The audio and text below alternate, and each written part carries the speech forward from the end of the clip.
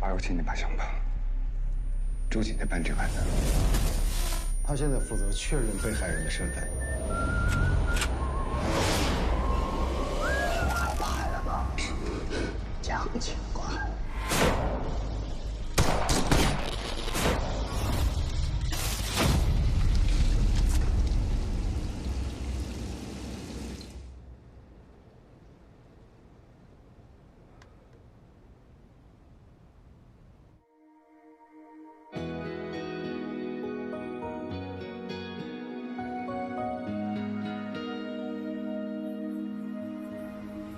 往前我该何去，又何从？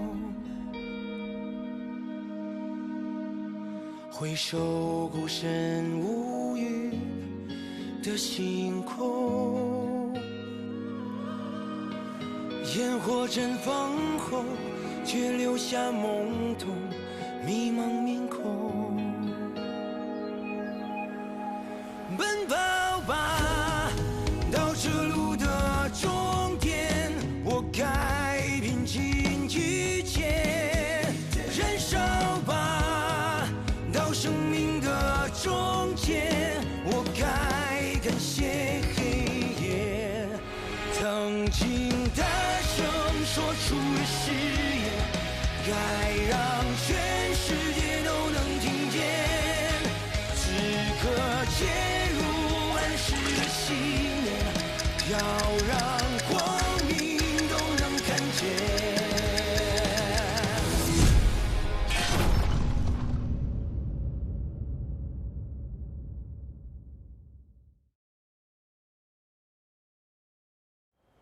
看出来了，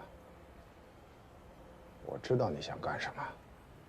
真的，就差一点，就差一点，已经突破他心理防线了。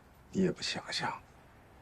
能搞到枪的人，那能是个小角色吗？啊？办案从来就不是一帆风顺的事儿，又不是头一次了。行了。哎，我说你还打算在这哭一鼻子啊？哎呦我的天哪！这么老大个包啊！给钥匙看看。 让我再去试一次行吗？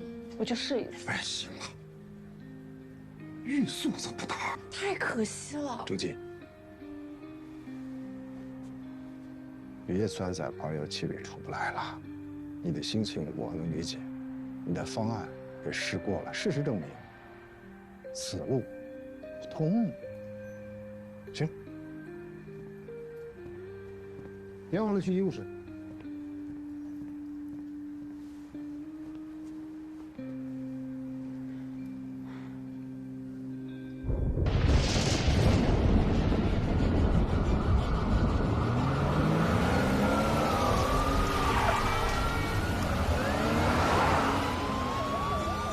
这么一追太危险了，容易出事儿。还是让高速出口设法拦截吧。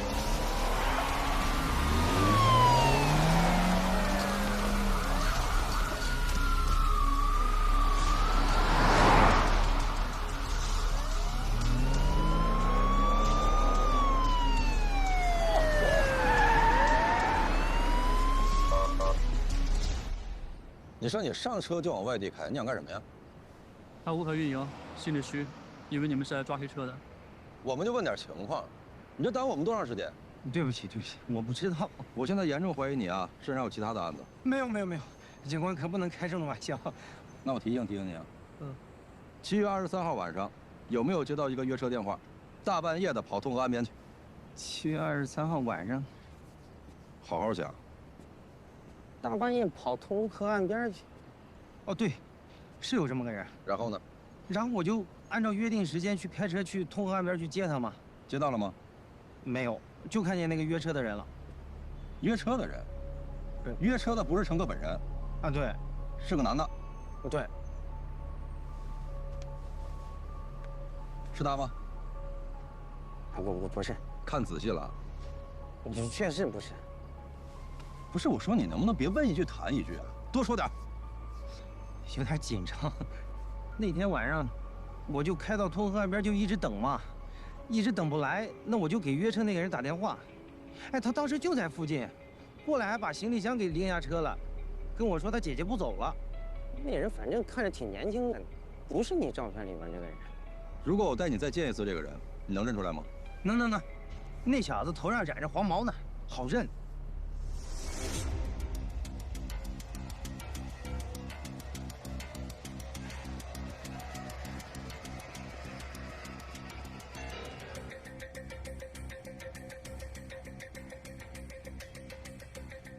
黄毛，你今天运气好，遇上好人了。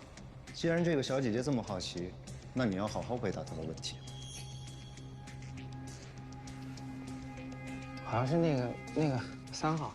什么叫好像？看仔细了。对，没错，就是他。3号。对。师傅，你任务完成了，跟我走吧。再见啊。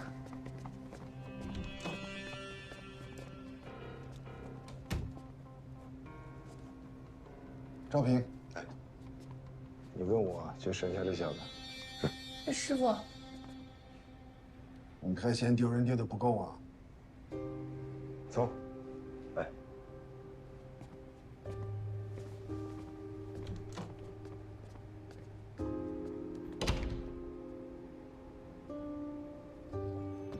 万师傅，亮哥，我先撤了啊。哎，好。吃点不？吃不了。川旺是不是？嗯。等我卸了货，我要把川旺所有的菜吃一遍，所有的垃圾食品吃一遍啊。你再憋憋吧啊。好香，借我闻一下过不？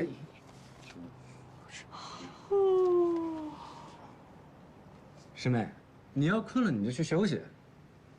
我不困。什么叫你不困呢？你怎么这么犟呢？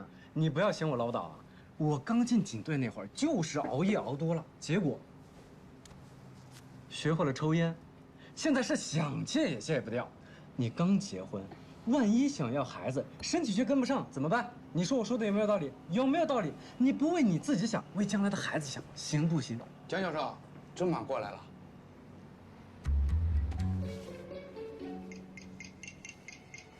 烟，它致癌，千万不能碰。江教授来了，大家照顾一下啊！我去抽支烟。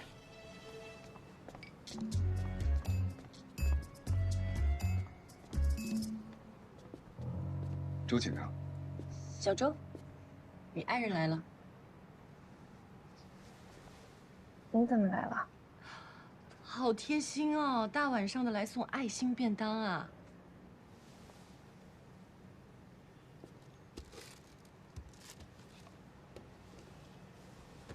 这个我们来，不能浪费了。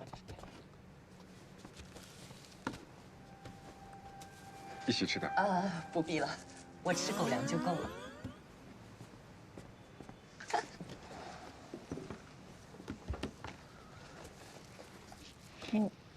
你特意过来的？做饭可多了些。你这是？嗯。我们这个地方空调开的太大了，冻得我头直疼，头疼。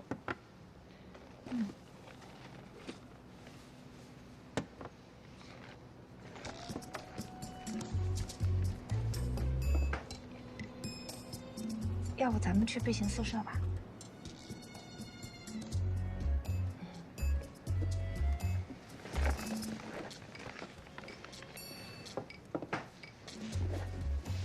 姐，狗粮吃多了也不好。爱心便当。其实你没什么必要给我做饭的，我平时吃饭也不挑，我啥都吃。不麻烦。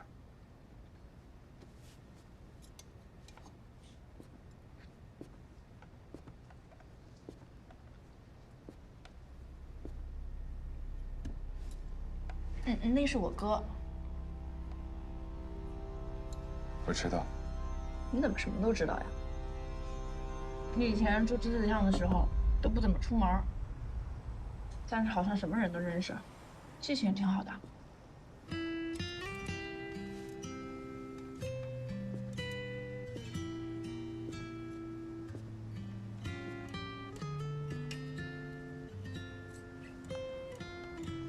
现在可以告诉我，为什么会这样了吧？你这个菜做的真不错，我没尝过这个，我试试啊。有奇异果对不对？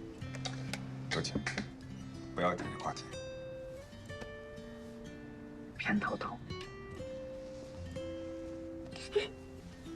偏头痛。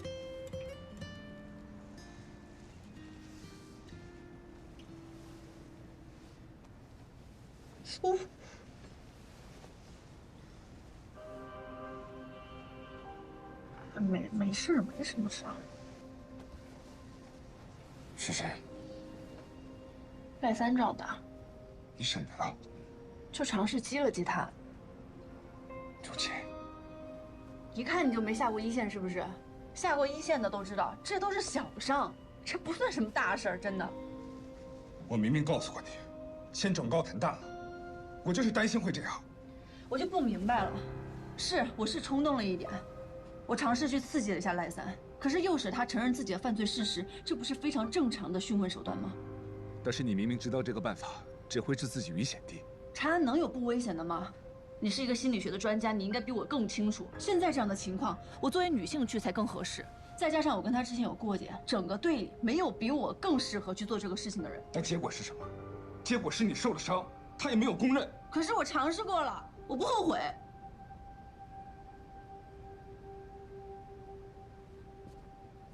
对不起，我需要冷静一下。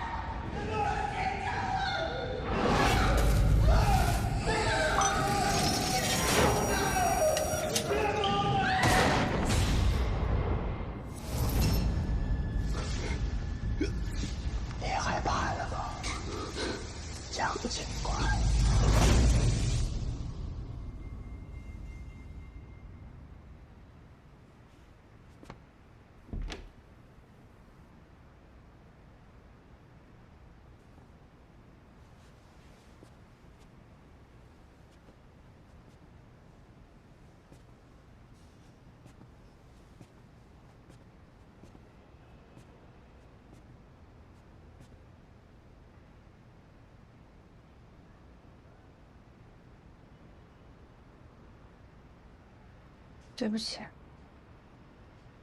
刚才是我态度不好，我没有照顾到你的感受。其实，你只是担心我。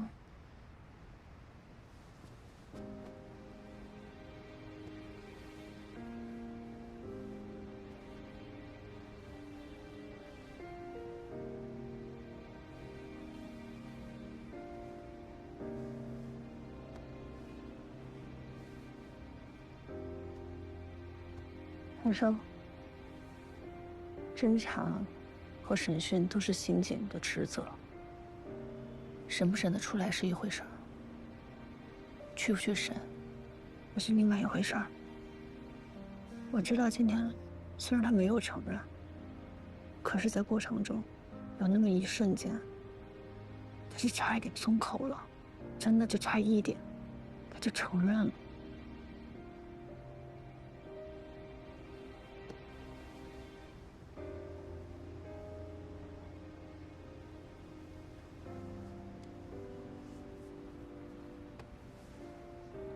我要习惯去面对危险，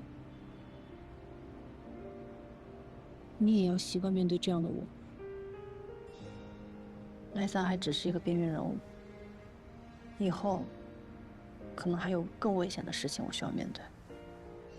我知道，在这个队里我只是个新人，还有很多的人都比我有经验，比我有能力，比我机灵。可是队里仍然愿意给我这样的信任和机会，我不想辜负，哪怕是要牺牲，我也不会退缩。这不只是为了拔油器，也不只是为了我哥，你能明白吗？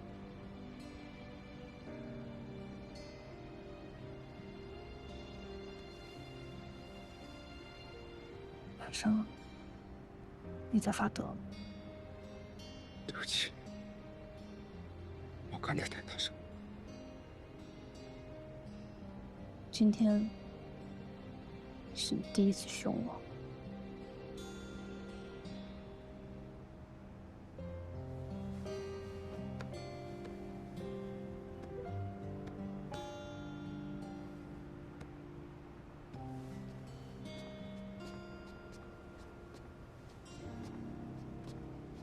到底是新婚啊，如胶似漆的嘞。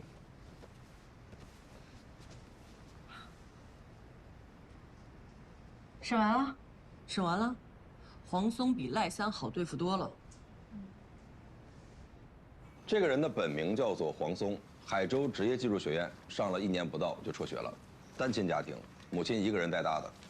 上学期间呢，师生关系、同学关系都相处得不好，学习成绩也差。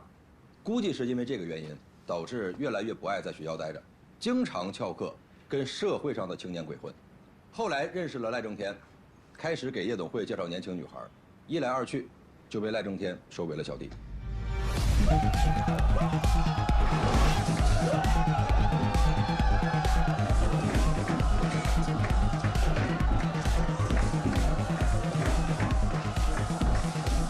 来，帅哥，喝一杯。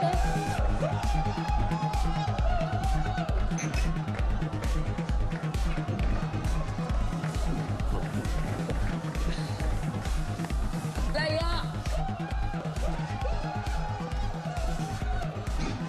中介费太多了，赖哥。这点钱算什么呀？今天这顿酒都10几万了，来，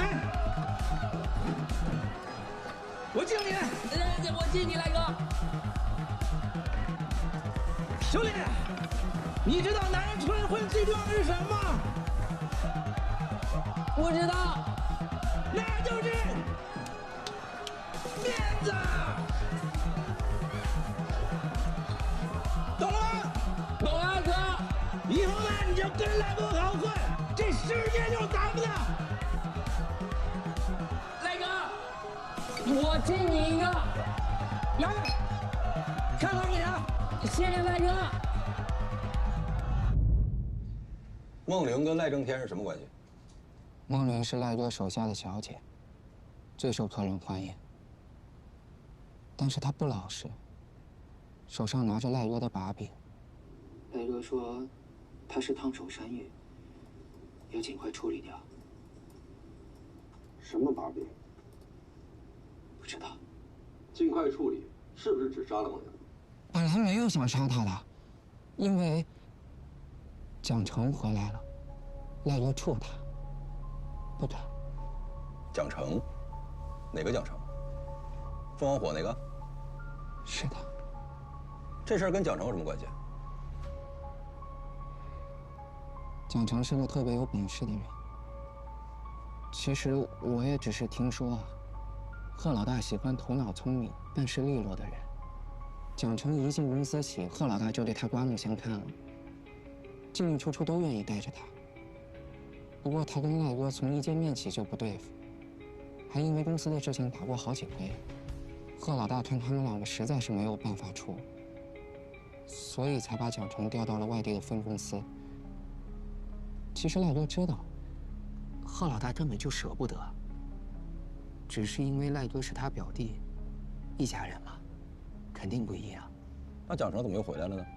因为他签了一笔大的订单，成了恒运的公主，所以就把他给调回来。这个赖三不敢动蒋成。赖哥最近运不行，怕他凯旋而归，自己的位置保不住，所以最近不敢出一丁点差错。动孟玲算出差错吗？怎么能不算呢？这孟玲以前就是跟着蒋成啊，真要是动了他，蒋成会给他心里底朝天了。说清楚，跟蒋成哪种跟？就是那种跟呗。前任。接着说。赖哥说，蒋成以前是当警察的。真的要是想整起他来，他未必能对付。你们都知道蒋成以前是警察。知道。听说是犯了纪律被革了职，后来就跟着贺老大一起从商。从什么商？一个混社会的说那么好听，还警察？别给我们队伍抹黑。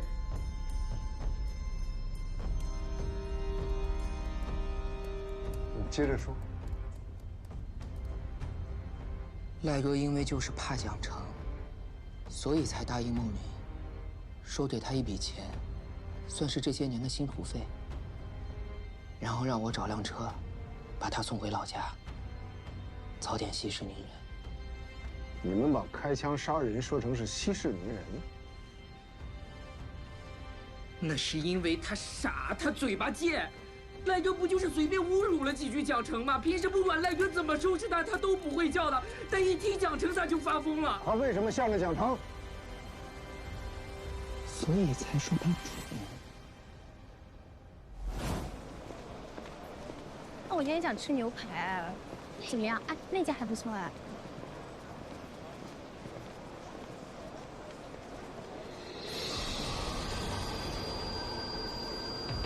梦玲，你有事，我要不先走了。不聊会儿了。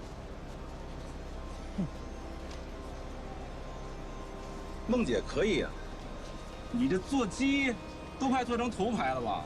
哎，你往哪儿走啊？啊，你还想逛啊？你想把这商场给逛脏了呀？你是什么干净的东西啊？还顶嘴！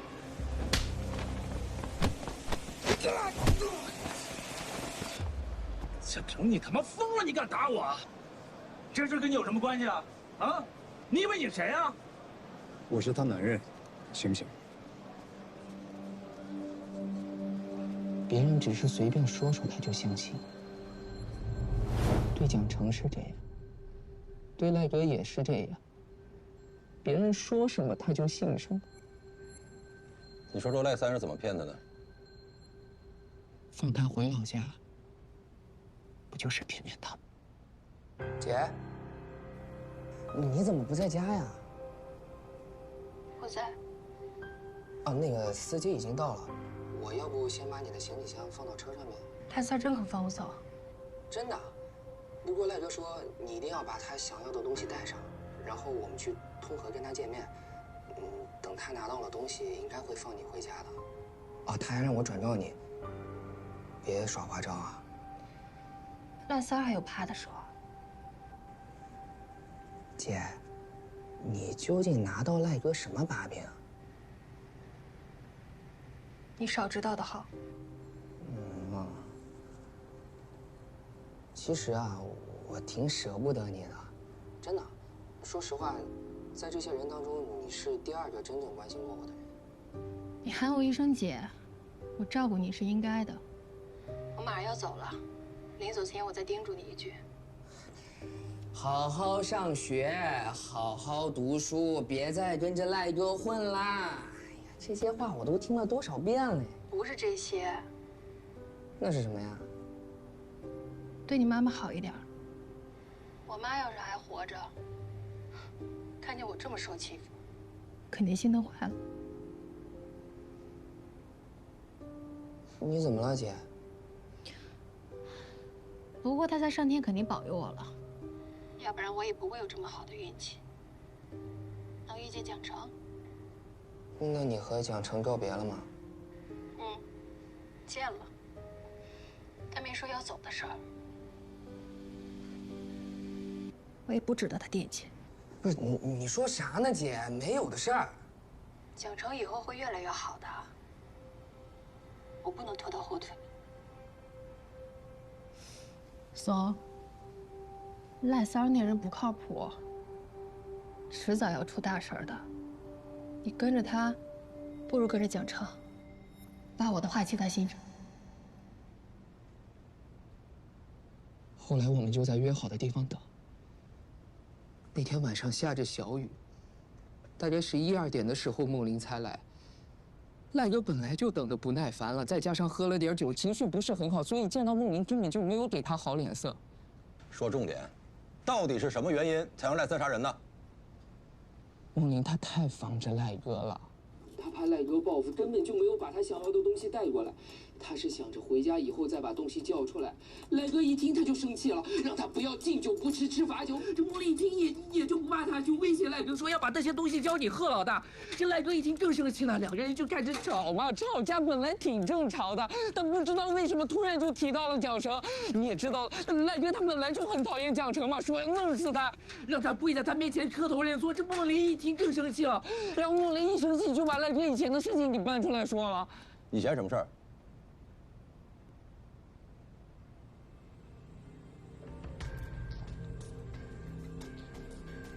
大概是1年前吧，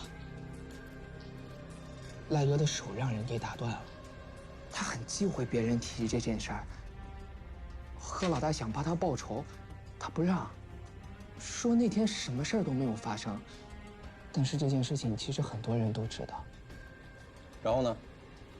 连贺老大都不敢提的事儿，梦玲说了，赖哥就炸了。我就知道你爹们人靠不住。今儿个你要不把东西交出来，你以为你能走得了吗？那三我也告诉你，我要是不能安全回到红林的话，东西你是拿不到的。我给你脸了我！啊！别费劲了，东西在哪儿呢？我把我身上。你不会把它给讲成了吧？没有，反正你让我走就行了，东西我会给你的。你开什么玩笑呢？你以为你跟着蒋成婚，他能保得了你吗？他他妈就是个屁！你看这是什么？我早晚崩了都！你离成哥远一点，你是斗不过他的。我斗不过他，我能让他消失1年，我就能让他消失1辈子。先管好你自己吧，别让人先收拾。你说什么？我说，蒋成就是比你强，不像你。别着把破枪装男人。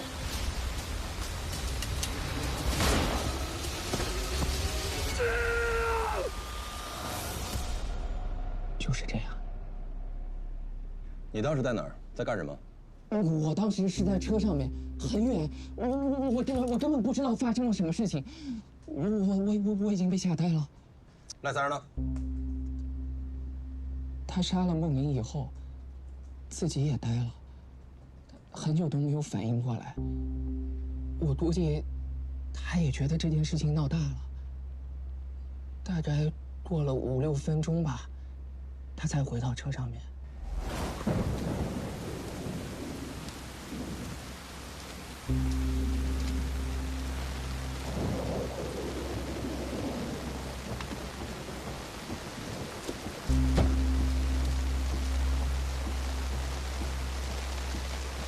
快点！什么都没有看见，赖哥，我什么都没有看见，你要相信我，我绝对不会出卖你的，赖哥。赖哥，我的妈，你处理我的，赖哥，赖哥，现在只有我可以帮你了，赖哥，你别杀我，你别杀我，我求求你别杀我。知道你妈在哪？别跟我扯开呀！不会的，不会的，不会的，赖哥，不会的。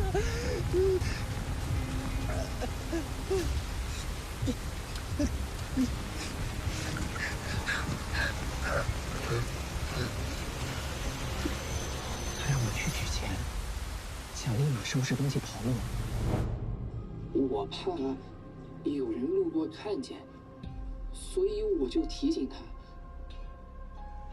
至少把尸体先藏一藏。你倒是聪明啊，但是没想到尸体这么快就被发现了吧？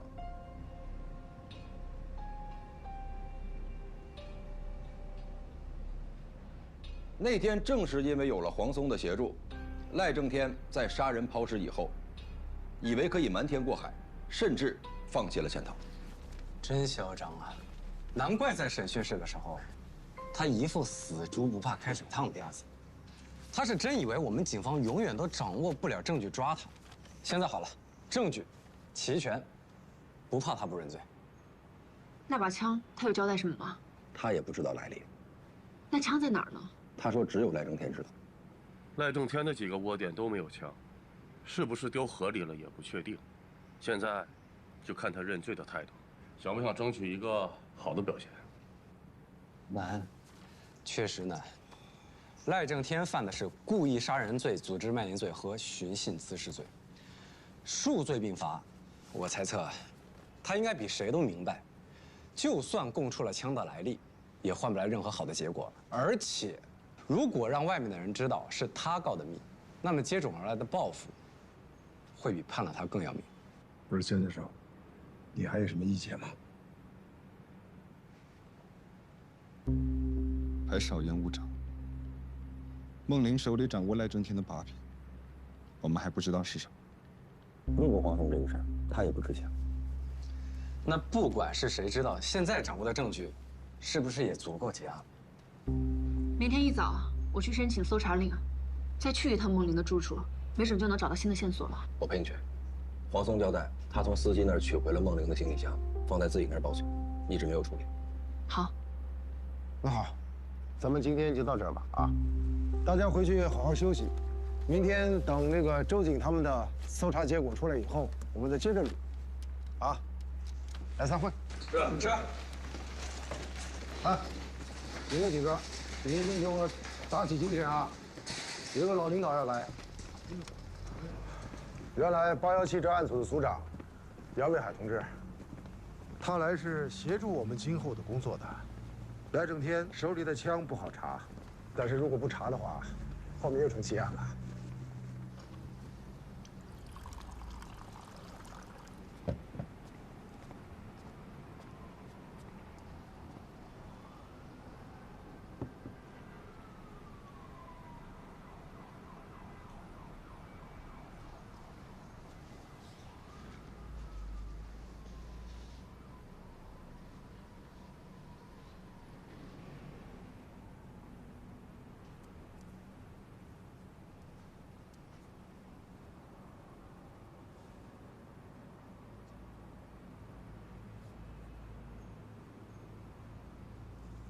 是有什么问题吗？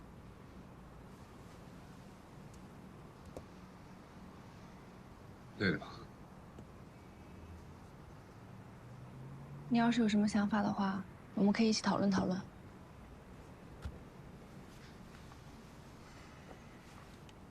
我想一个人思考一下。你先回去睡吧。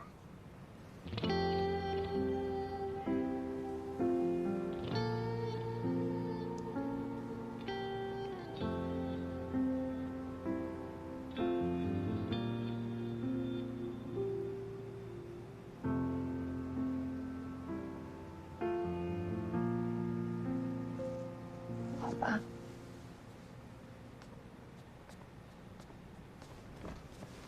周姐。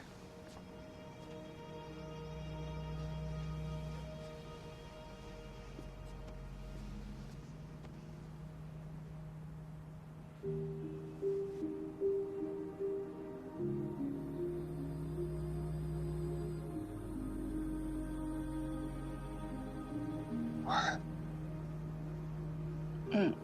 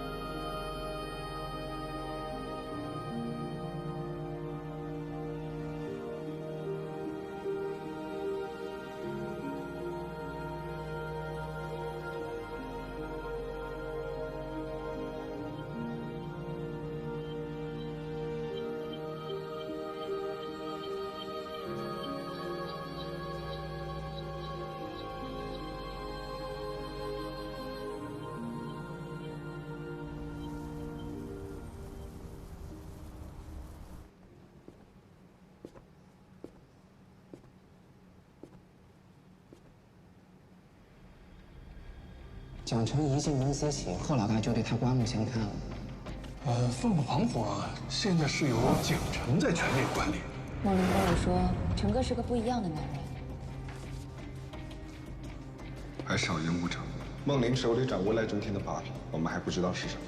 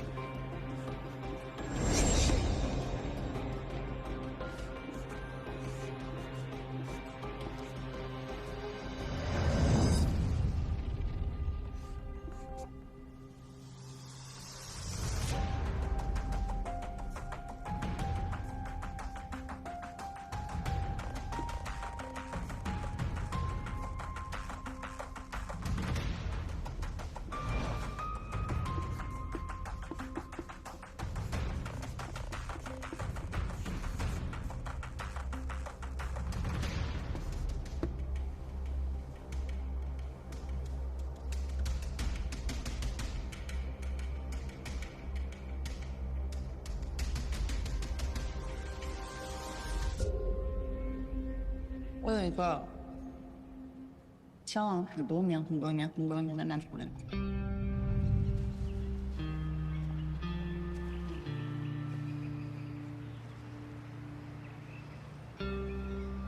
是叫蒋成吧？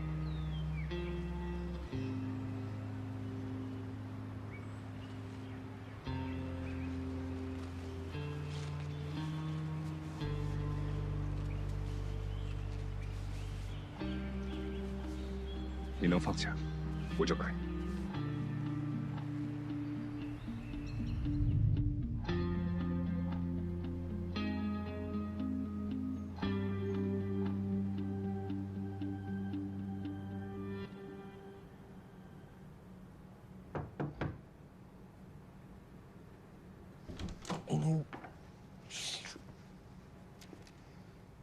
哦，张教授，教授，你好。 杨，那个技术侦查员白杨，抱歉打扰你休息了。没有。我想看一下黄松的讯问录像，可以吗？可以。谭大之前吩咐过，说啊，您在办案方面有任何要求，只要不违规，全程开绿灯。谢谢。没事儿，都是同事客气着呢。再说，你们咱们刑侦大队女局吗？怎么突然想起来看这个视频了？是有什么疑点吗？ 有一些不同寻常的地方。最受客人欢迎，但是他不老实，手上拿着赖哥的把柄。赖哥说他是烫手山芋，要尽快处理。什么把柄？不知道。尽快处理掉是不是指杀了吗？本来没有想杀他的，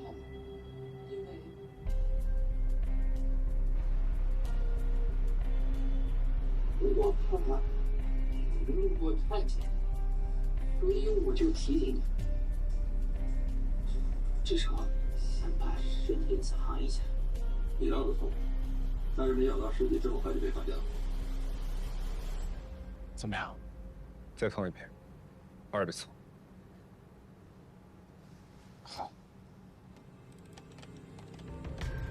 目前的卖家根本都是赖哥手下的产品，这是可以发现的。但是他不老实，手上拿着赖哥的把柄。 赖哥说是烫手山芋，他就没处理。什么把柄？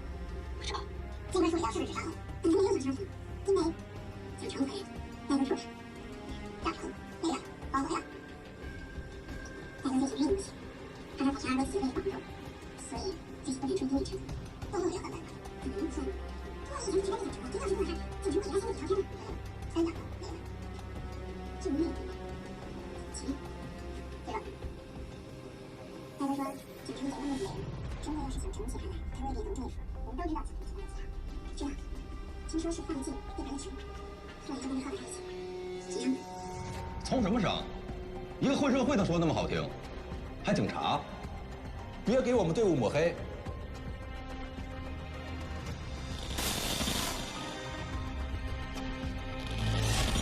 陈教授，陈教授，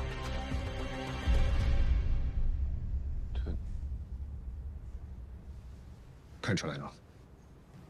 看出来是。刚才这一段，得注意一下黄松的姿势变化。在你看来，他现在是什么状态？他很害怕警察。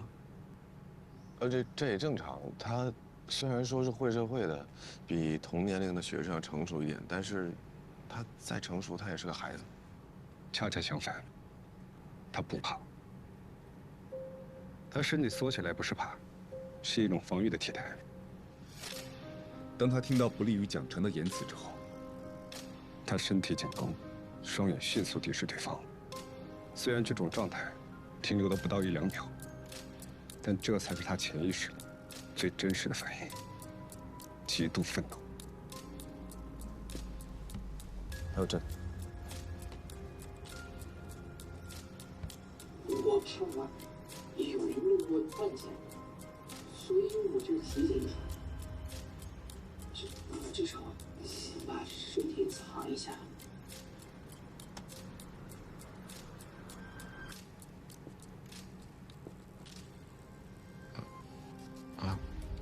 但凡是2人及2人以上的团伙作案，通常是更具有力量，或者是更具有权力控制欲的人，处于主导地位，其他人是从属。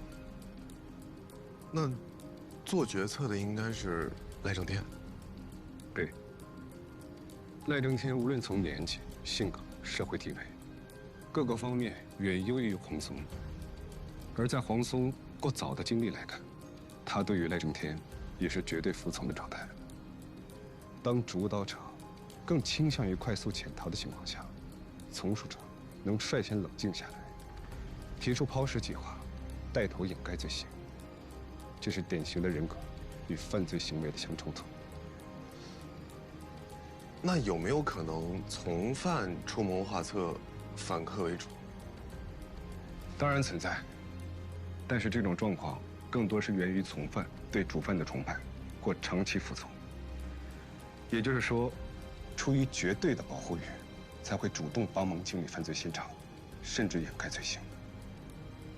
可你想一想，如果黄松真的想保护赖正天，他怎么那么轻易的就把赖正天整个行凶的过程和盘托出呢？这岂不是很矛盾？黄松描述的杀人抛尸过程不可信。确实。本不该让你来承受，总是想倾尽我所有。若能换来片刻感动，你看山海有雨，多自由。从不想看你低下头，总会想着从今以后。若能换来相爱很久，看斑马在海洋的自在的遨游，怎样的爱你，笑着说出口，决定这条路要和你一起走，愿上一息你的眼眸，多看一眼还不足够，十字路口你向左或向右，要牵你手。